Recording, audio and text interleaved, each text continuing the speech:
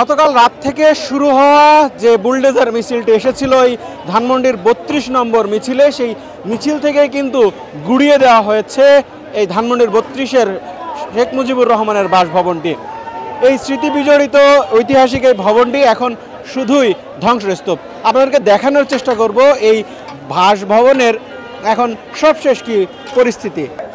ছাত্র জনতা বিপ্লবীরা গতকাল রাতে যখন মিছিল নিয়ে এসেছিল তখন আমরা দেখেছিলাম যে হাজার হাজার মানুষ এই বাসভবনটিতে ঝাঁপিয়ে পড়েছিল এবং সবশেষ যেটি রাত 12টা নাগাদ একটি এক্সক্লেভেটর মেশিন সেটি এখানে আসার পরে মূলত এই বড় ধরনের যে ভাঙার কাজ সেটি শুরু হয় এবং দেখতেই পাচ্ছেন এই এক পাশ ভেঙে ফেলা হয়েছে।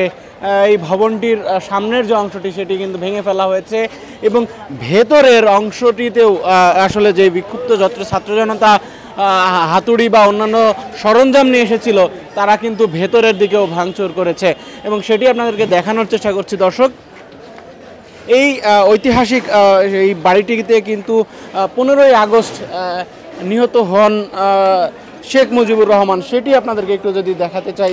এই সিঁড়িতে উঠতে গিয়ে কিন্তু তার সেই হত্যাকাণ্ডটি ঘটে, সেই স্মৃতিচিহ্ন এখানে এখনো রয়ে গেছে। দর্শক, আমার সামনের যেই গুলির দাগগুলো দেখতে পাচ্ছেন এগুলোই মূলত 15ই আগস্ট শেখ মুজিবুর রহমানকে যখন হত্যা করা হয় সেই গুলির দাগগুলো আসলে এগুলো এবং এখানেই এই সিঁড়িতেই তিনি লুটিয়ে পড়েন। বাসভবনের ভেতরের যে পরিস্থিতি, আসলে আমরা প্রথম থেকে দ্বিতীয় তলায় উঠছি, ভেতর থেকে একটু বাহিরের দৃশ্য আসলে দেখাতে চাই।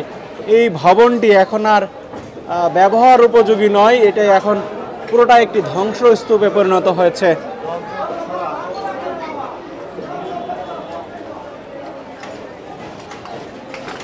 এখনো উৎসুক জনতার ঢল এই